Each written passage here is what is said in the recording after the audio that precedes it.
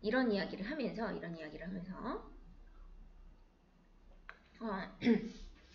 이제 단서를 흘리죠. 우리 엄마가 제천에서 나를 낳았어요.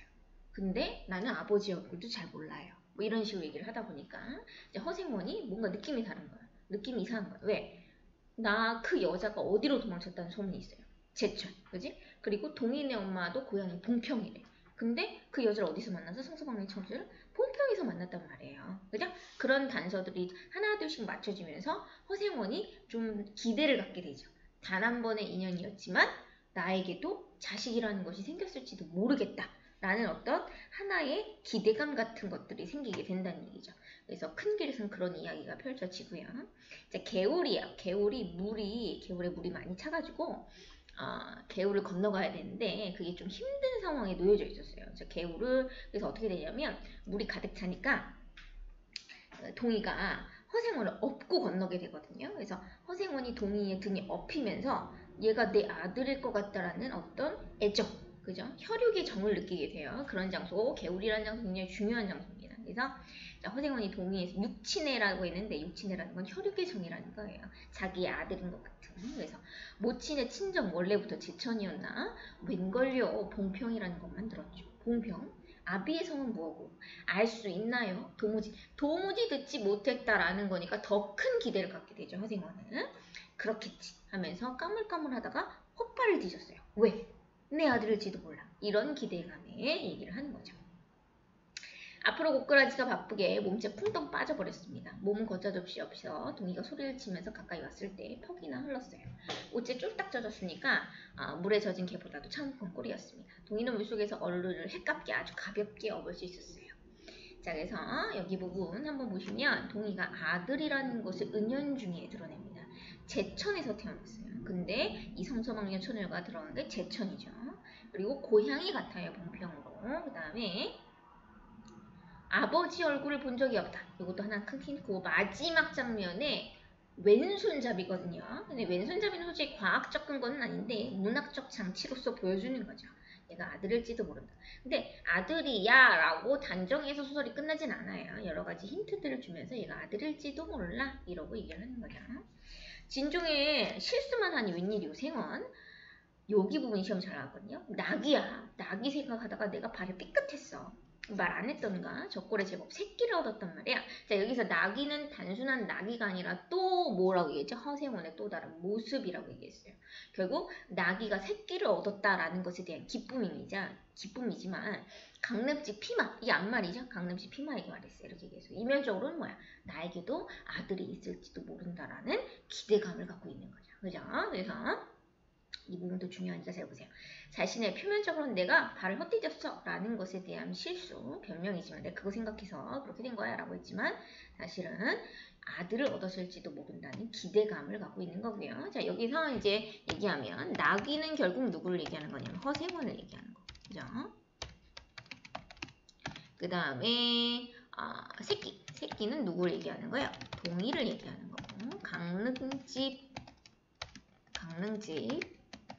피마. 그런 거예요. 동의를 아는 성서방대청이죠. 이것도 은근히 문제로 잘 출제가 되었었던 부분이에요. 귀를 쫑긋 세우고 달랑달랑 뛰는 게 나귀 새끼같이 귀여운 것이 있을까? 그걸 보러 나는 일부러 읍내를 도는 데가 있다네.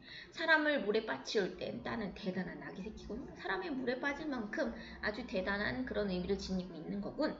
허생원은 젖은 옷을 웬만큼 짜서 입었습니다. 근데 마음은 이가 덜덜 막 추워가지고 막 이러고 있으면서도 마음은 둥실둥실 가벼웠다. 기대감에 차이는 거죠. 그죠? 주막까지 부지런히들 가세나 뜰에 불을 피우고 후후 쉬어 나귀에겐 더운 물을 끓여주고 내일은 대화장을 보고 제천이다. 자, 공간의 이동이 나왔어요. 공간의 이동이 어떻게 되고 있냐면 자, 처음 시작이 어디서부터 시작했죠? 봉평에서 시작을 해서 그죠? 지금은 어디 장을 통으로 가고 있는 거였어요? 대화장을 가고 그 다음에 어디로 간대요? 제천 왜 가죠? 성서방네 처녀가 맞는지 확인하고 싶은 거죠. 자신의 아들이 맞는지 확인하고 싶은 거예요. 동해 오랜만에 같이 가보고 싶어. 동해 가려나 동해. 자, 나귀가 걷기 시작했을 때 여기가 중요한 부분이에요. 동해의 채찍이 왼손에 있었다라는 겁니다. 그죠? 자, 그래서 방울소리가 밤 벌판에 한층 청청하게 울리고 있었습니다. 라고 해서 달이 어지간히 기울었다. 마지막 장면이 자연물을 통해서 결말이 돼요. 그죠? 자연물을 넣어서 동이가 그래서 제천으로 가가지고 엄마가 성서방네 처녀가 맞네, 동이가 내 아들이 맞네, 이렇게 다친 결말이 아니라 달을 배경으로 해서 마지막으로 결말을 암시하는 걸로 얘기하고, 그래서 열린 결말이죠. 열린 결말이기 때문에 상상력을 유도하고 여운을 형성한다는 거 그렇게 기억하시면 되고요.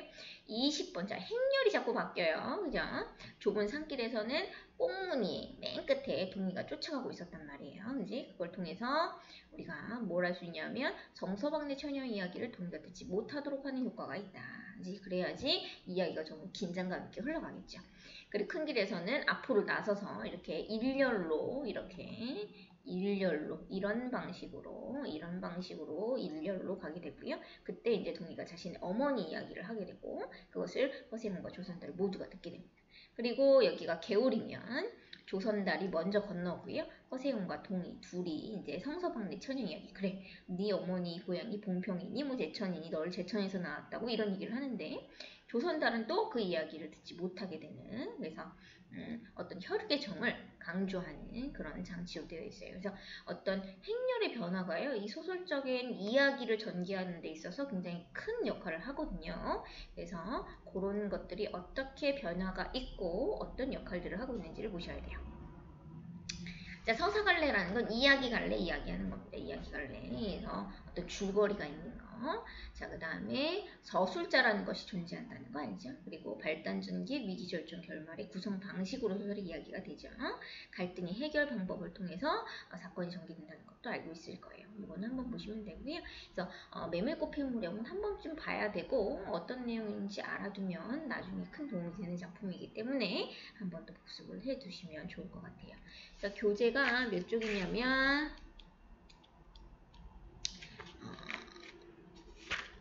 교재 거기 그 다음 장 있죠? 이게 몇 쪽이에요? 41쪽, 41쪽에서 43쪽 문제 풀어주시면 됩니다. 좋아요.